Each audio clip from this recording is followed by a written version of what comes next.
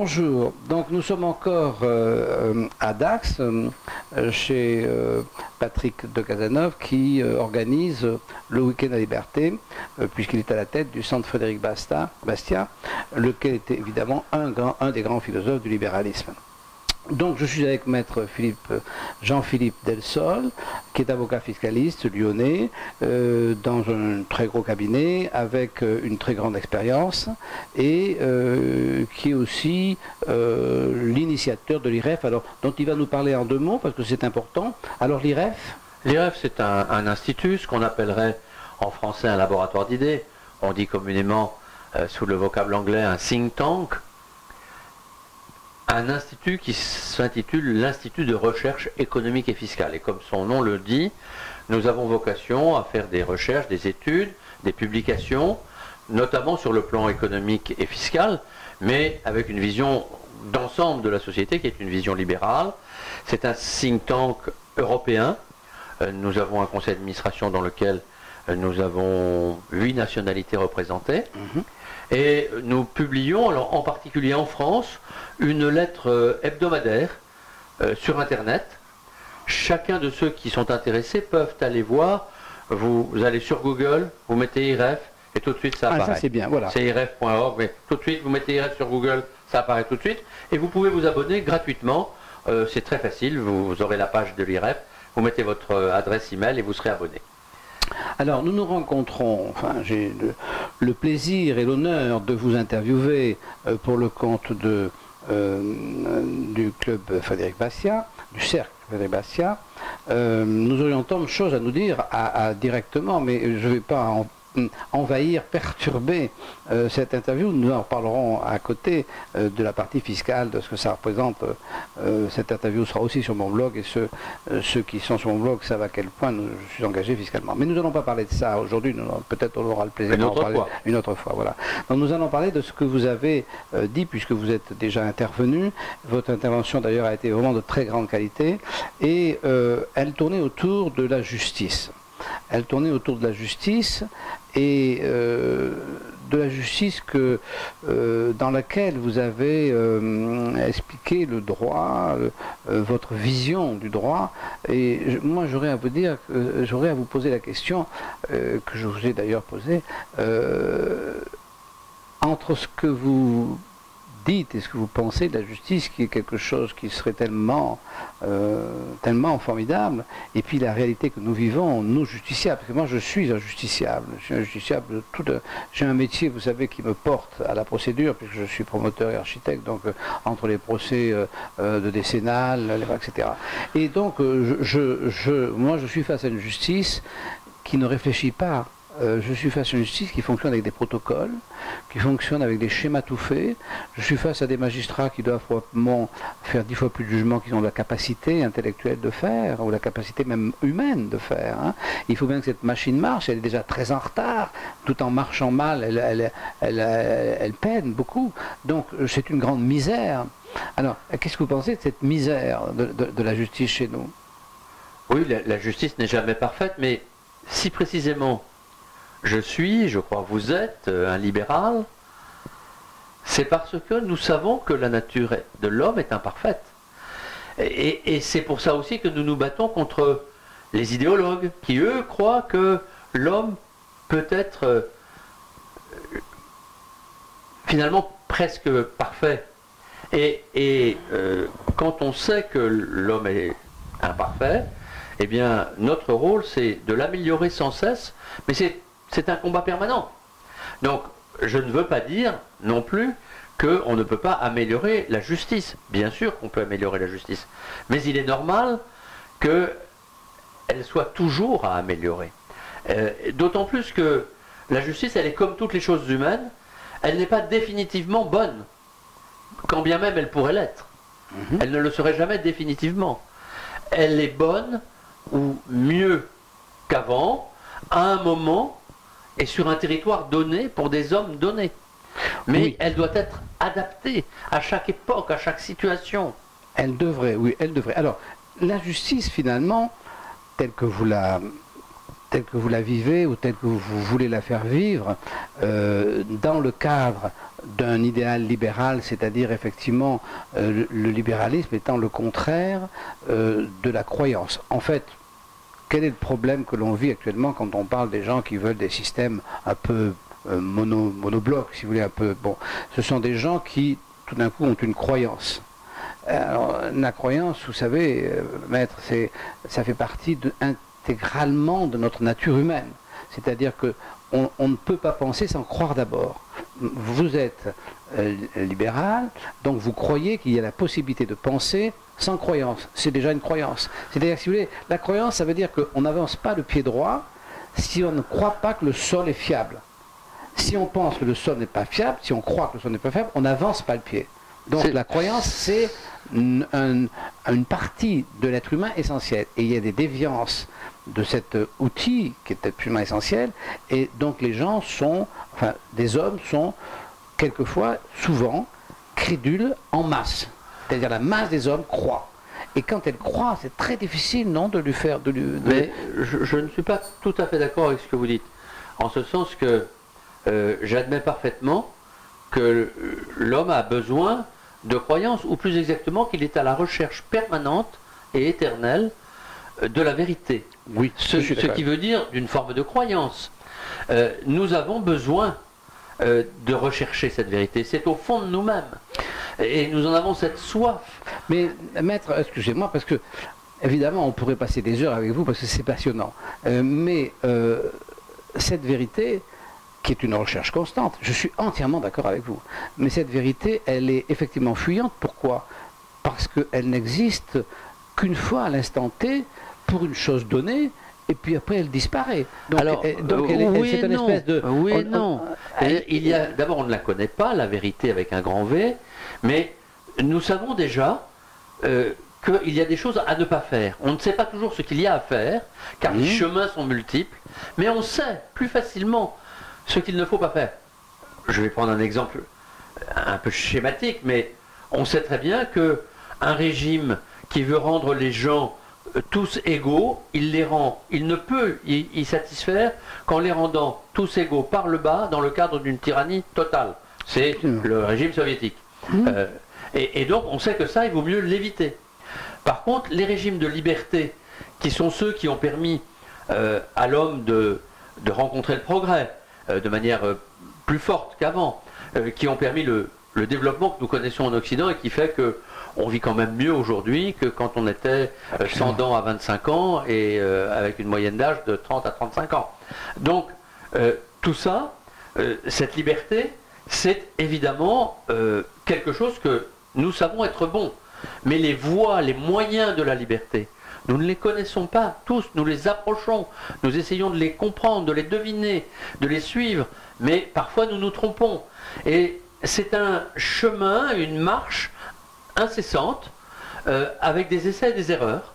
C'est ça le libéralisme, essais, erreurs, et avec lesquels on avance, et quand on se trompe, eh bien, on va essayer de raisonner, de sentir aussi, car il n'y a pas que la raison, si on ne peut pas prendre une autre voie. Et ce que je vous dis là est très important, parce que précisément c'est aussi l'une des autres caractéristiques du libéralisme qui fait que nous nous méfions de l'État.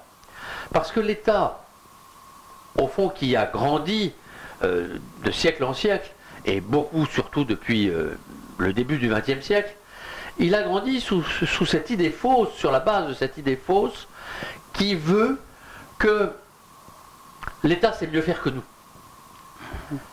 Et précisément, dans cette démarche très empirique, mais qui n'exclut pas ce que j'ai appelé la recherche de la vérité, donc une forme de croyance, mais avec infiniment de prudence, vous comprenez bien que c'est un mouvement qui exige beaucoup de flexibilité, une remise en question permanente, ce dont précisément l'État est incapable.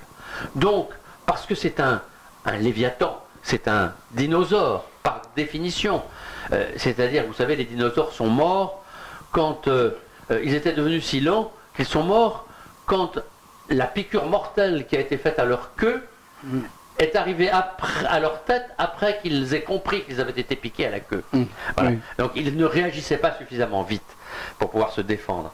Et donc, en fait, quand l'État se trompe, c'est comme un paquebot.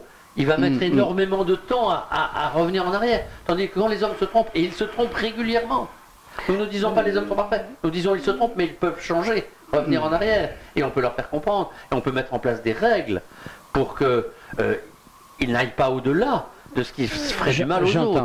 J'entends bien, et j'aimerais tout à fait pouvoir être convaincu par ce que vous dites, parce que ça permettrait d'imaginer que, ma foi, les dérapages pourraient être impossibles. Il suffirait effectivement simplement d'avoir un État plus restreint. Mais en fait, il faut se demander pourquoi il y a un État fort, pourquoi il y a des États qui se trompent. La question qui se pose, quand on lit, vous avez évidemment lu Frédéric Bastiat, puisque si vous venez ici, bon, on lit Frédéric Bastiat, bon, c'est un peu suranné, mais on est séduit quand même. Et on le lit avec, on a du plaisir. Il est séduisant, oui, et puis il écrit bien en plus. Ouais, il écrit bien, il tombe pas des mains. Bon, j'ai un petit peu, quand même, des problèmes sont un peu anciens, mais c'est très agréable à lire.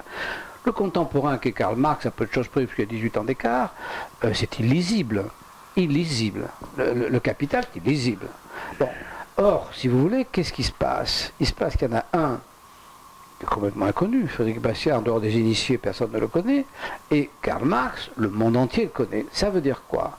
Ça veut dire que le marxisme, c'est pas Karl Marx. Le marxisme, c'est les gens qui ont choisi comme porte-flambeau Karl Marx, parce qu'il s'est trouvé là, puis qui sans doute qu'il faisait bien sur la scène, et puis qu'il a essayé péniblement d'écrire trois quatre choses qui n'ont ni queue ni tête. Mais c'est donc la foule, c'est donc la masse des gens qui a choisi d'être marxiste. Alors, moi je pense que l'État, quand on parle de l'État, c'est qu'à un moment donné, c'est pas Hitler qui a fait le nazisme, c'est les nazis qui ont fait Hitler. Donc c'est à un moment donné, quand la masse des gens dérape, qu'est-ce qu'on fait, maître? C'est là que ça devient, pour moi... C'est pas tout à fait ça quand même, parce que Hitler, c'est aussi Mein Kampf qu'il a écrit assez jeune, en prison. Oui, mais vous l'avez lu aussi, c'est quand même complètement nul. Mein Kampf, bien sûr, c'est complètement nul. Bon, alors. Et puis Marx, c'est pas facile à lire, mais il y a chez Marx, beaucoup moins chez Hitler, mais il y a aussi chez lui, il y a chez Marx en tout cas, une forme de vision, de compréhension globale de la société qui, de mon point de vue, est fausse. Elle repose sur des faux concepts, sur une analyse erronée, mais elle existe. Oui, mais c'est tellement... Oui, mais si vous voulez, vous dites pourquoi est-ce que ces gens-là, ils ont finalement été suivis et qu'un Bastiat qui est plus clair, il ne l'a pas été. Oui. Et moi, je vais vous donner ma réponse, qui n'est que la mienne. Mais ce que je crois, vous commenciez par là d'ailleurs, c'est qu'au fond, les hommes ont besoin de croyances simples. Ils ont besoin d'avoir une vision dans laquelle ils se sentent complètement à l'aise, ce qu'on appelle des visions holistes, c'est-à-dire des visions qui ont, j'allais dire, une analyse globale du monde et une confusion globale du monde, mais qui mettent le monde comme au fond une histoire d'ensemble, qui a un commencement et une fin, et qui est un cocon pour les hommes. Et beaucoup d'hommes ont besoin d'un cocon. Le libéralisme, c'est l'anti-cocon. C'est-à-dire que le libéralisme, c'est quelque chose qui est difficile, parce que c'est une analyse de la société qui dit aux hommes, dans cette société, il faut vous battre. Et en plus, elle ne leur dit pas, il faut vous battre comme un combat qui va être beau, grand, définitif. Non, elle dit aux hommes qu'il faut vous battre avec respect des autres, avec humilité, avec prudence. Mais c'est compliqué. C'est compliqué. Et elle dit, vous avancerez et puis vous vous tromperez, vous reculerez. Donc, il n'y a pas cette vision gigantesque, cet élan, cette envie. C'est où ça y est plutôt, parce que moi je crois que ça y est. Mais c'est beaucoup plus profond. Pour trouver cet élan dans le libéralisme, il faut le comprendre de manière bien plus forte que dans une lecture sommaire. Alors, employons les mots, un chat est un chat, employons les mots simples. Finalement, le libéral, il est face à la bêtise. Finalement, le problème, c'est la bêtise. Parce que quand on voit Hannah Arendt va au procès de Eichmann, et au procès d'Eichmann, qu'est-ce qu'elle constate en Israël. Oui, au procès d'Eichmann, qu'est-ce qu'elle constate dans son livre? Elle constate que ce qu'elle croyait absolument machiavélique, ce qu'elle croyait être une intelligence pernicieuse, le vice absolu. Dit, nous sommes coupables. Et elle constate que c'est la bêtise. Nous sommes coupables. Bien sûr. D'avoir laissé la bêtise prendre le pouvoir. Ou peut-être plutôt, dit-elle, de soumission. Oui, voilà, d'avoir laissé la bêtise prendre le pouvoir. Ouais.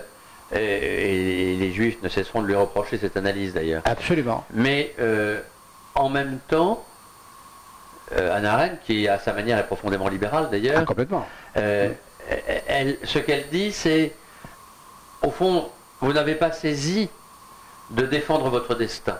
Oui. Ou pas suffisamment. Oui. En même temps, elle dit aussi que c'était infiniment compliqué et qu'elle ne peut pas leur reprocher complètement. Mais oui, c'est vrai, c'est ce qu'elle dit. Car nous sommes tous responsables de notre destin, peu ou prou, hein, parce que parfois le monde s'impose à nous. Mais vous avez raison, c'est une très belle image que vous prenez. Je crois, si vous voulez, que cette philosophie de la vie, elle est lourde à porter. Oui, mais vous savez, maître, lorsque vous avez fait votre intervention m'a beaucoup séduite. Votre personnage est tout à fait intéressant. Vraiment, vous êtes un homme de grande qualité. Mais peut-être que vous avez la chance d'être dans un espace intellectuel protégé, ou peut-être faites-vous semblant de ne pas voir cette bêtise, mais moi je la subis tous les jours, je l'ai subie toute ma vie sur les chantiers, je la subis dans la vie, je la subis quand on a tout à l'heure ensemble dit 2 mots sur la fiscalité. Cette bêtise, elle est...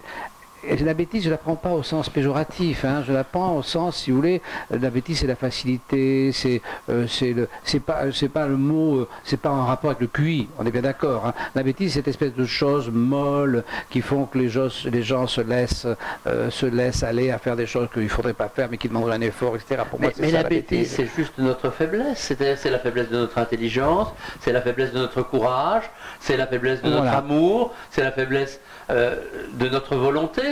C'est tout ça, ce sont toutes ces faiblesses, et qui sont parfois des faiblesses, j'allais dire congénitales, et puis dans d'autres cas, hélas, et là elles sont plus reprochables en quelque sorte, des faiblesses qui sont juste dues à nos petits abandons quotidiens. Oui, et bien sûr qu'on les voit tous les jours, mais les hommes sont comme ça.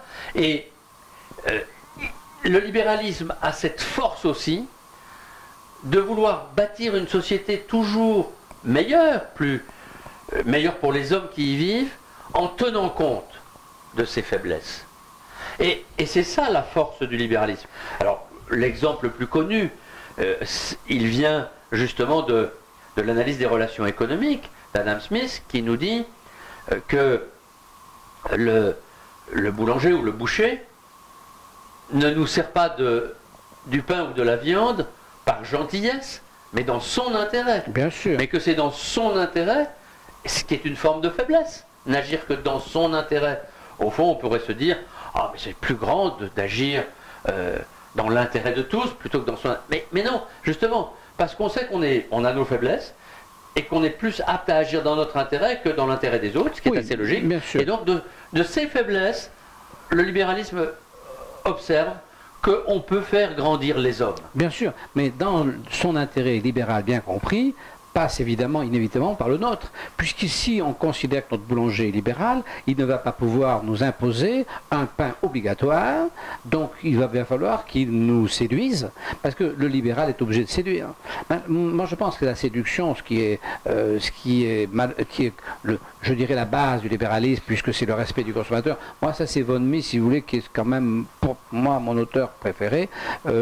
Donc, ça passe par le consommateur et la séduction du consommateur. Alors l'inconvénient qu'on rencontre aujourd'hui, c'est qu'il y a des méthodes de séduction qui sont malhonnêtes. Et que donc à partir de là, évidemment, tout le système s'effondre. Parce que si on vous séduit avec des mensonges, on vous trahit, et à ce moment-là, les rapports entre les hommes d'intérêt, et donc de séduction et de valeur, sont renversés, puisqu'on va vous faire croire qu'un pain qui n'est pas bon, qui est ou mal fait, ou avarié, ou ça, est bon. Et vous allez le prendre comme tel, et après, vous aurez été trahi. Donc le libéralisme, ça demande quand même que tout le monde parlent le même langage. C'est très compliqué, on est bien d'accord. Enfin, je crois qu'on est d'accord là-dessus. C'est effectivement un travail de tous les jours et de chacun.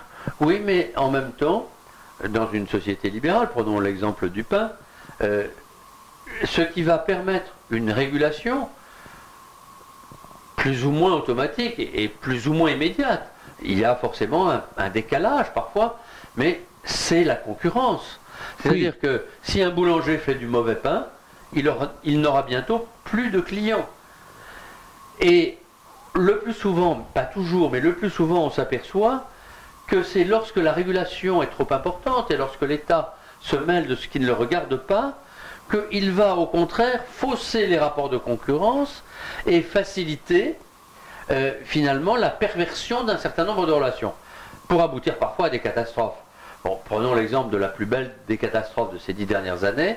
Eh bien, ce sont ce qu'on a appelé les subprimes, c'est-à-dire des crédits offerts, des crédits offerts à des Américains qui n'avaient pas les moyens d'emprunter pour acheter leur maison, et que l'État a poussé les banques à leur offrir quand même, jusqu'à ce qu'ils ne puissent plus rembourser, en même temps que l'État avait poussé les banques qui avaient consenti ces emprunts à les noyer, ça s'appelait la titrisation, dans d'autres produits au sein desquels on ne savait plus ce qu'il y avait, de telle façon que quand ces emprunteurs qui n'y pouvaient rien, qui avaient été poussés à bout par l'État lui-même, par une mauvaise régulation et par la démagogie à souscrire ces emprunts, n'ont pas pu rembourser, ils ont mis le feu à la planète entière.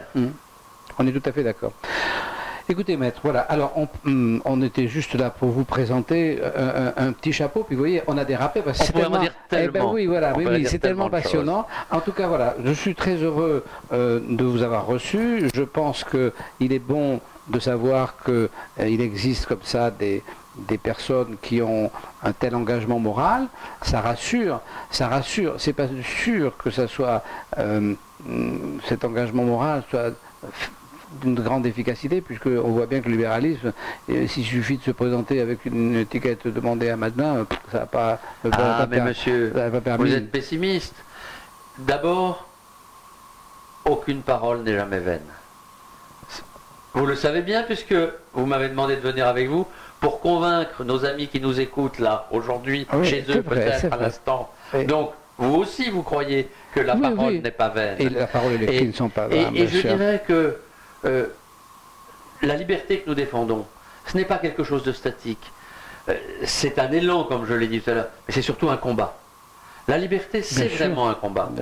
Et donc, c'est le combat de la vérité, ou de la recherche de la vérité, c'est le combat du respect des hommes, et je crois que ce combat, il est très beau par lui-même, et qu'il est beaucoup plus beau même que de s'abandonner à une idéologie, comme on l'évoquait tout à l'heure. Et je me permettrai de dire, si vous le voulez bien, que ceux qui aimeraient creuser un peu tout ça peuvent lire justement le dernier ouvrage que j'ai écrit cette année, en 2016, qui s'intitule « L'injustice fiscale ou l'abus de biens communs », publié chez Desclés de Brouwer. Nous allons conseiller à tous nos amis de lire cet ouvrage. En tout cas, je le lirai, parce que maintenant que j'en connais l'auteur, je le lirai avec beaucoup d'attention. Eh bien, maître, je vous remercie. Et puis, on vous dit à la prochaine fois. Merci et au revoir. Merci, cher monsieur Dumas.